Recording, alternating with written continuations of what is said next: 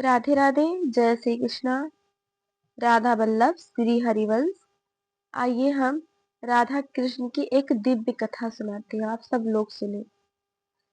वृंदावन की उस पावन भूमि पर जहाँ हर पेड़ पौधे कृष्ण नाम का जप करता था, वहाँ एक दिन सुबह सुबह यमुना तट पर एक अद्भुत शांति छाई थी। मंद हवा बह रही थी और कंदब की डलियों पर बैठी कोयल मीठी मीठी गीत गा रही थी। उसी समय उसी समय नंद लाल कृष्ण अपने सखा के संग रासलीला के स्थान की ओर जा रहे थे। उनकी बांसुरी की धुन इतनी मधुर थी कि मानो पूरे ब्रह्मांड को प्रेम का संदेश दे रही हो। परंतु उस दिन कृष्ण के मन में एक अनोखी प्रतीक्षा थी, क्योंकि आज राधा रानी उनसे मिलने आने वाली थी। बरसाने से राधा रानी फूलों की महक को छूते हुए वृंदावन की ओर बढ़ रही थी। उनके हर एक कदम के साथ पृथ्वी खिल उठती थी। चारों ओर गोपियां भी थीं, पर राधा के मुखमंडल पर एक अद्भुत उजास था, जैसे चंद्रमा स्वयं उनके आंचल में बैठा हो। ललिता विशाखा ने हंसते हुए कहा, सखी, आज तो श्याम तुम्हारी प्रतीक्षा में बार बार यमुना तट पर देख रहे हैं।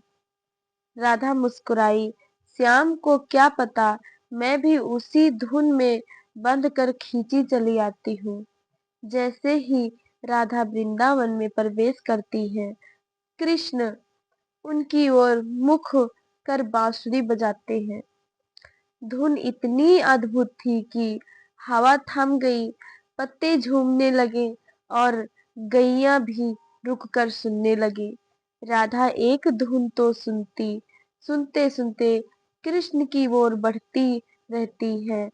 कृष्ण सोचते हैं, यह धुन सुनकर यदि राधा न आई तो यह धुन ही नहीं। और उसी क्षण राधा प्रकट होती है, जैसे वसंत स्वयं चल कर आया हो। राधा को देखते ही कृष्ण की आंखों में चमक आ गई। वे मुस्कुरा कर कहते हैं, राधे, ओ राधे, तुम आ गई। मुझे पता था मेरी बांसुरी तुम्हें बुलाए बिना रह ही नहीं सकती। राधा हंस देती है, श्याम, तुम्हारी बांसुरी नहीं, मेरा हृदय बुलाता है।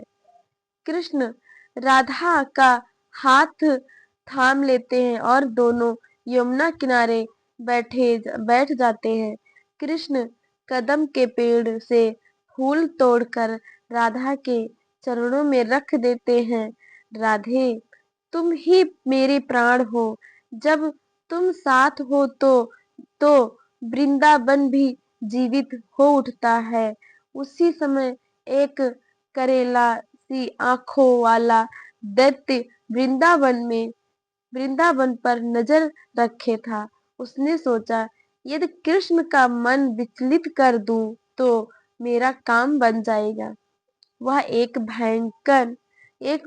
भयानक रूप लेकर वृंदावन में प्रवेश करता है और आंधियों जैसा शोर मचाता है।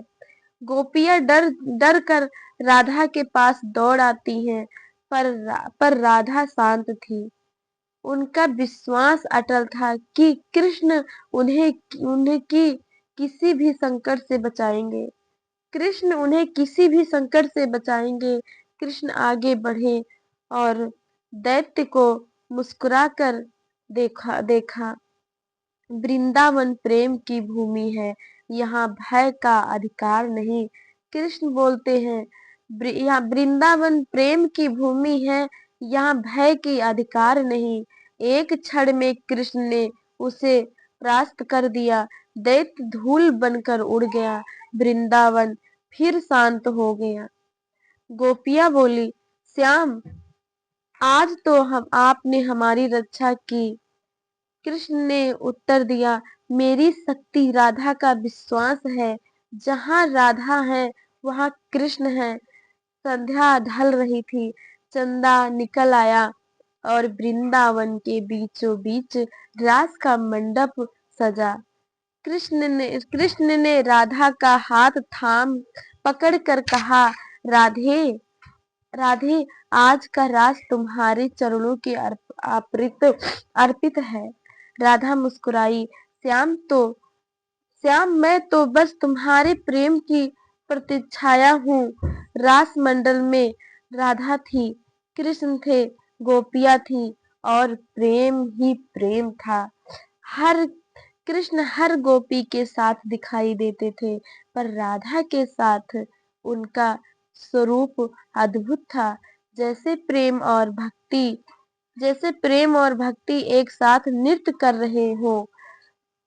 रास के बाद कृष्ण राधा को देखकर कहते हैं, राधे, ओ राधे, प्रेम वही है जिसमें पाने की इच्छा नहीं, बस समर्पण हो। राधा उत्तर देती है, श्याम, मैं तो आपके प्रेम की परिभाषा हूँ। आप जहाँ हैं वहीं मैं हूँ। और उस रात वृंदावन में एक दिव्य प्रकाश फैल गया। लोग कहते हैं, उस दिन स्वयं देवताओं ने आकर रास देखा था। राधा कृष्ण का प्रेम देह का नहीं, आत्मा का है। जिस प्रेम में स्वार्थ न हो, अपेक्षा न हो, केवल समर्पण हो, वही राधा कृष्ण जैसा प्रेम दिव्य प्रेम कहता है। तो आइए, मेरी वीडियो को लाइक और सब्सक्राइब जरूर करें। वीडियो पसंद आई हो तो राधे राधे लिखकर कमेंट में राधे राधे जरूर लिखें। जय श्री कृष्णा, जय श्री राधे श्याम।